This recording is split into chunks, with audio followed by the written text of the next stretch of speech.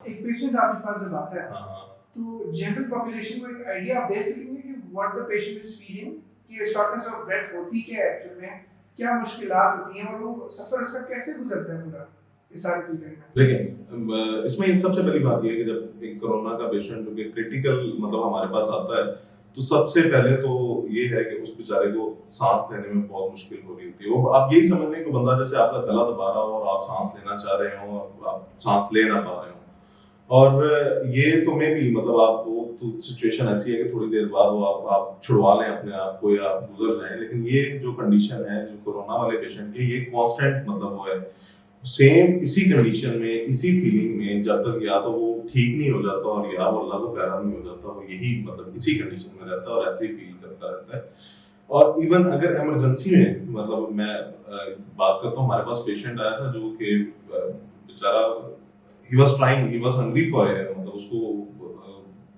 सांस नहीं आ रहा था। हम उसको ट्यूब डालना चाहते थे, हम चाह रहे थे कि हम उसको इंटूबेट कर दें, हम उसको एंडोट्रेकियल ट्यूब जो डाल के उसको वेंट पे डालते हैं वो कर दें। लेकिन ये था क्योंकि वो एक सस्पेक्टेड केस था, हम में से किसी बंदे ने भी जो पीपीज में से कुछ भी हमारे पास अवेलेबल नहीं था, ना हमने पहना हुआ था, और हम उसको मतलब उसको हम चाह के भी हम उसको इंटूबेट नहीं कर पा रहे थे। अल्टीमेटली हमने उस पेशेंट को शिफ्ट करवाया अपने हाई डेंसिटी यूनिट में। वहां पे हमने उसमें 1.5-2 घंटे का टाइम लगा। वहां पे फिर वो जो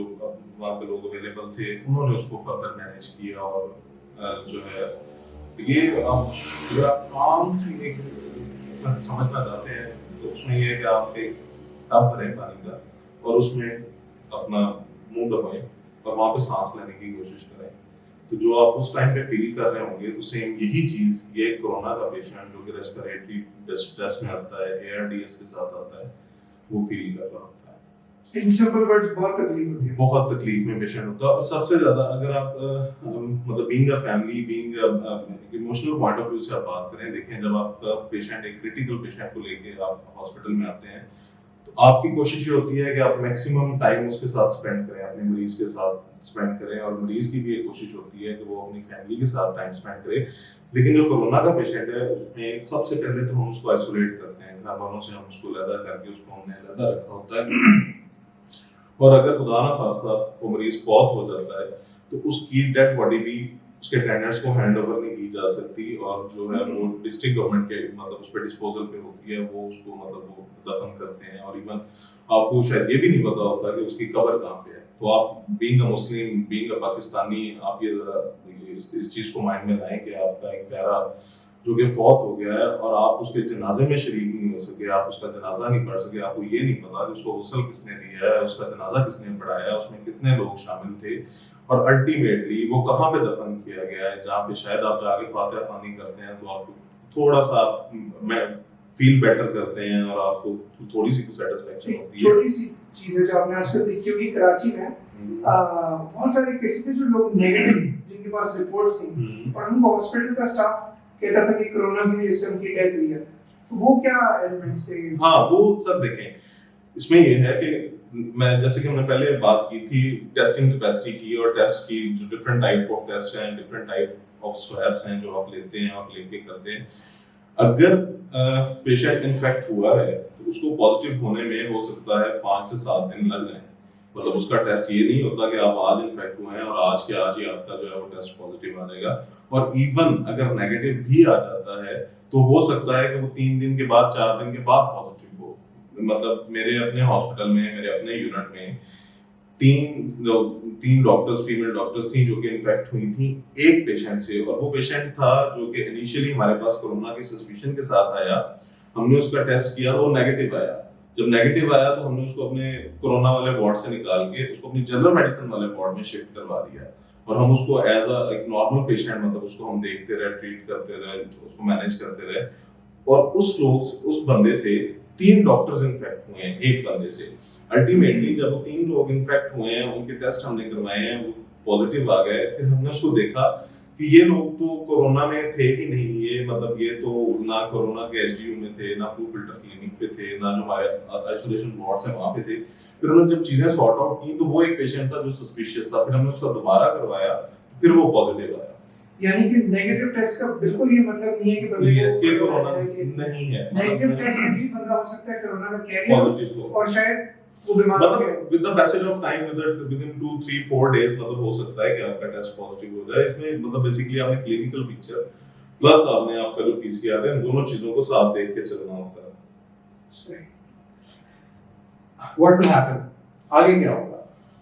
सर आगे दुआ तो ये है कि आगे जिस तरह से चल रहा है चीजें चलती रहे, लेकिन जिस तरीके से हम लोग शॉपिंग करने निकले हुए हैं बाहर, आप देखें मॉल्स में जिस तरह से लाइनें लगी हुई हैं, थोड़ा सा ये समझ लें कि अगर ये इसी तरीके से चलता रहा, ये चीज ऐसे ही चलती रही, आप लोगों ने केयर नहीं की, आप लोगों ने अपना ख्याल नहीं किया, आपने घर वालों का ख्याल नहीं किया, और अभी हमारे पास जो केसेस हैं वो पर डे 2000 पे पहुंच गए हैं। और यही केसेस जिस दिन हमारे पास 5 से 6000 केसेस पर डे पे पहुंच गए, हमारे हॉस्पिटल्स में कैपेसिटी नहीं रहेगी। आप मरीज लेके आएंगे, मरीज आपको हो सकता है उधर ही कहीं पे फर्श पे नीचे लेटाना पड़े, और हो सकता है कोई बंदा उसको देखने के लिए तैयार ना हो, बंदा उसको हाथ ना लगाए। मतलब आपने देखा ये तो आउट ऑफ द वर्ल्ड तो चीजें नहीं है। आपने ईरान की वीडियोस देखी, हमें हर बंदे ने सोशल मीडिया पर जिसने नहीं देखी देख ली। ईरान में हुआ है, लोग सड़कों पे पड़े हुए हैं, मतलब उनको देख नहीं रहा, उनको हाथ नहीं लगा रहा। इवन यूएस में ऐसे हुआ है, इटली में बेड्स खत्म हो गए, हॉस्पिटल्स फुली सैचुरेट हो गए, उन्होंने बाहर मतलब वो जो है बाहर पेशेंट्स को सड़कों पे लिटा के तो वो मतलब लोगों को मैनेज कर रहे थे। तो हमारे अंदर तो इतनी कैपेसिटी नहीं है, मतलब हम तो कभी भी इस पेंडेमिक के लिए तैयार ही नहीं थे, मतलब हम हमारा हेल्थ सिस्टम इसके लिए तैयार नहीं है। और अगर खुदा ना खास्ता ऐसा हुआ, आपका कोई पेशेंट हुआ ऐसा और आपके हॉस्पिटल सैचुरेटेड है, कहाँ पे लेके जाएंगे मरीज को? आपके पास कोई जगह नहीं होगी मरीज को ले जाने के लिए। और डरे थोड़ा सा उस टाइम से, मतलब डर जो है वो आपका बेसिक मतलब इंस्टिंक्ट है, जो कि ह्यूमन सर्वाइवल में जिसका बड़ा रोल है। तो ये एक बहादुरी नहीं है, मतलब हर ईद पे आपने कपड़े पहने होंगे, नए कपड़े पहने होंगे, नए जूते पहने होंगे, मतलब हर बंदे की ख्वाहिश होती है, मतलब वो हम लोग करते भी हैं, मतलब एक गरीब से गरीब बंदे की भी कोशिश होती है कि ईद पे कम से कम जो है वो अच्छे कपड़े, अच्छे जूते बच्चों को अपने लिए। लेकिन ये वाली ईद थोड़ी डिफरेंट है, ये these are not normal circumstances. आप अपने लिए कपड़े नहीं खरीद रहे, आप अपने लिए कफन खरीद रहे हैं। मे भी आप इफेक्ट ना हो, मैं ये नहीं कह रहा, आप यंग लोग हैं, बाहर निकल रहे हैं, सकता है उनको पूछ रहा हूँ, लेकिन आपके घर में कोई ना कोई बुजुर्ग होंगे, कोई बच्चे होंगे, ऐसे कोई ना कोई हर घर में कम से कम 1-2 लोग ऐसे जरूर होंगे जो कि बहुत हाई रिस्क पे हैं, और हो सकता है कि आपकी जो लापरवाही है उनके लिए बहुत ज्यादा डेंजरस साबित हो। नोइंगली अगर लोग इस तरह ऐसी क्राउडेड एरियाज में जा रहे हैं तो दहशतगर्दी कर रहे हैं, उनको पता है कि इससे किसी और को भी नुकसान हो सकता है। गवर्नमेंट ने सारे एफर्ट्स किए हैं एक्सप्लेन करने के लिए, लॉकडाउन से साइकोलॉजिकली भी लोगों को पता चल गया कि कुछ है। सर देखिए, मेरा ख्याल है कि गवर्नमेंट मतलब कैपेसिटी है, मतलब गवर्नमेंट की अपनी एक कैपेसिटी है जिसमें वो हम we are not American, we are not European, we are not Chinese, मतलब हमें अपने रिसोर्सेज का पता है, हमें अपना गवर्नमेंट की अपनी गवर्नमेंट की एक लिमिटेशन है। मेरा नहीं ख्याल गवर्नमेंट भी ये चाहेगी कि वो मतलब आप बहुत बड़ा ये एक डिजास्टर है बेसिकली जिसमें से हम लोग गुजर रहे हैं, नॉर्मल सर्कमस्टांसेस नहीं है। आपका वे ऑफ लिविंग चेंज हो गया है, आपका वे ऑफ सीइंग थिंग्स मतलब आपका चेंज हो गया है, मतलब आप, लेकिन ये है कि अगर अगर अगर ये चीज इसी तरीके से जिस तरह ये बढ़ रही है, जिस तरह एक्सपोनेंशियल रेट पे ये बढ़ रही है, अगर ये इसी तरह चलती रही तो शायद जो हालात हैं वो बहुत बहुत ज्यादा मतलब जो है वो, फिर आप घर में बैठना भी चाहेंगे तो उसका फायदा नहीं होगा। अगर हर घर से एक आध बंदा इन्फेक्ट हो गया और वो मतलब घर में 4 5 6 8 लोग हैं, तो वो आपके घर बैठने का कोई फायदा नहीं है। मतलब तो ये थोड़ा सा जो है ना, मतलब अगर हम देख लें इस चीज को और थोड़ा सा इस पे कॉम्प्रोमाइज कर लें, तो मेरा नहीं ख्याल मतलब इसमें कोई जो है हेल्थ केयर रिस्पांस जितना अच्छा भी है बाद में नहीं रहेगा। सर हेल्थ केयर रिस्पांस आप देखें, आप कैपेसिटी की बात है, मतलब आप कितनी देर, आप एक डॉक्टर है, आप उसको कितनी देर काम करवा सकते हैं उससे। ठीक है, मैं 12 घंटे काम करूंगा, आप मुझे कहेंगे मैं 18 घंटे भी करूंगा, 24 घंटे भी करूंगा, लेकिन उसके बाद मैं जवाब दे दूंगा, मतलब I am a human, I am not a machine. और मैं अगर मतलब मैं अगर इन्फेक्ट होता हूं, मेरे साथ 4 लोग और इन्फेक्ट होते हैं, तो इसमें अपना रंसा एक मेन जो चीज को डिपेंड करे कि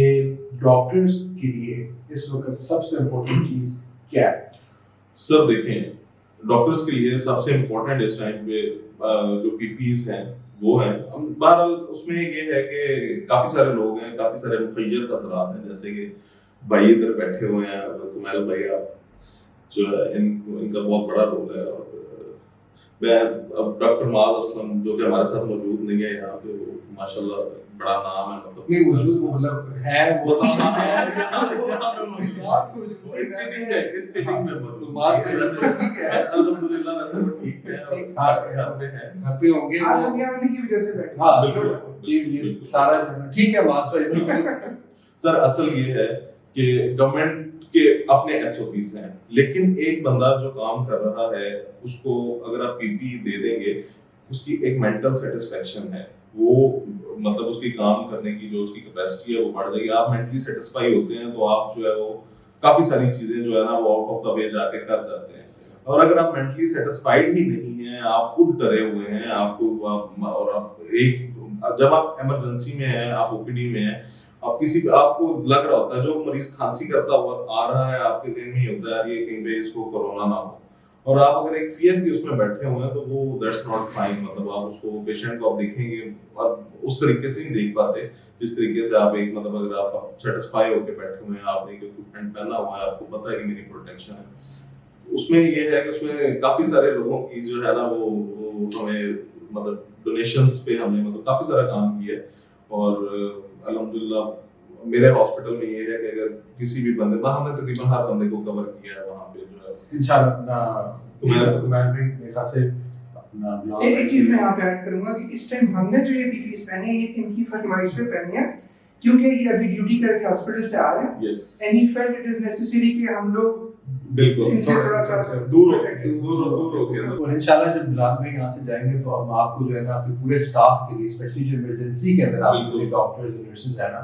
हम कोशिश करेंगे फुल स्टाफ की प्रॉपर पीपीईज और प्रॉपर इक्विपमेंट हो, कम से कम जो फ्रंट लाइन में जो सबसे पहले जहाँ जैसे आपने बताया है कि पेशेंट आता है इमरजेंसी में आता है उनके पास N95 मास्क हो, प्रॉपर इक्विपमेंट हो कि वो सिक्योर हो। बिल्कुल बिल्कुल थैंक यू सर जी। ये तो मेन मतलब ये तो हथियार है बेसिकली जो है ना मतलब जो आप, और ये बेसिकली वो शुक्रिया अदा करना चाहूँगा मैं वो केयरिंग कैनेडियन सोसाइटी वालों का। वो काफ़ी सारा उन्होंने डोनेशन दिया, काफ़ी सारी चीज़ें उन्होंने दी और उनके डोनेशन से हमने मतलब पिंडी तकरीबन हमने सारा कवर किया है। और उसके अलावा हमने ऑल ओवर द पाकिस्तान काफ़ी सारी चीज़ें जो है वो हमने अपनी पर्सनल कैपेसिटी में जो है वो हम लोगों ने मतलब डोनेट की है। और इसी तरह और बहुत सारे नाम है, प्रोजेक्ट गिव बैक पाकिस्तान, ये तो सबसे बड़ा मतलब ये जो, और इसके पीछे भी पूरी एक स्टोरी है इस प्रोजेक्ट के पीछे जो है किसी नेक्स्ट सिटिंग में जो है ना वो बैठ के उसको डिस्कस करेंगे, उसमें जो है ना वो जब ये स्टार्ट हो उसका स्टार्टअप इंशाल्लाह। अच्छा मेरे ख्याल में इस ईद पे पाकिस्तानी कौम को चाहिए कि वो जितने ज्यादा N95 खरीद के हां सर डोनेट कर सकते हैं, वो सबसे बेहतर है। बहुत सारे डॉक्टर्स की अच्छी गुजारे बिल्कुल आई फील कि this no longer is a charity. ये जो डोनेशन और ये चीजें चल रही हैं, आप देना चाह रहे हैं नहीं देना चाह रहे हैं, this has to be done at all cost. Otherwise जब खुदा ना खास्ता आपके घर में से किसी को होगा और आप किसी को हॉस्पिटल लेके जाओ कोई हाथ ना लगा रहा उनको, तो उससे ज्यादा ट्रेजिक क्या होगा, तब वो पैसे आप क्या करेंगे उनका। बिल्कुल ऐसे ही। तो हर एक को इंडिविजुअली इस टाइम इस चीज के अंदर स्टेप इन करना चाहिए। बिल्कुल। और इस वक्त आप ये ज़हन में रखें कि जो डॉक्टर्स हैं वो अस्पताल में भी ईद गुजार रहे होंगे, बिल्कुल, और वो अपने फैमिली मेंबर से दूर रह के ईद गुजार रहे होंगे। और हम सब की कोशिश इस वक्त ये होनी चाहिए कि हम जितनी ज़्यादा डोनेशंस और जितना हम इमोशनली सपोर्ट कर सकते हैं अपनी मेडिकल स्टाफ को, हमारे डॉक्टर्स और नर्सेस को, हम आगे बढ़ के करें। क्योंकि इस वक्त जो फ्रंट लाइन वॉरियर्स हैं, इस वक्त जिन्होंने अपनी ज़िंदगी दांव पे लगाई हुई है ना, वही हमारे डॉक्टर्स हैं। और हम सब की दुआओं में इनको याद भी रखना चाहिए हमें, और हमारी पूरी कोशिश होनी चाहिए कि इस ईद पे और इस रमज़ान के आखिरी चंद दिनों में हम इनके लिए बहुत सारी दुआएं मांगें। और इंशाल्लाह ताला हमारी दुआओं से, हमारी डोनेशन से और हमारे सपोर्ट से हम इस पैंडेमिक का मुकाबला कर सकते हैं।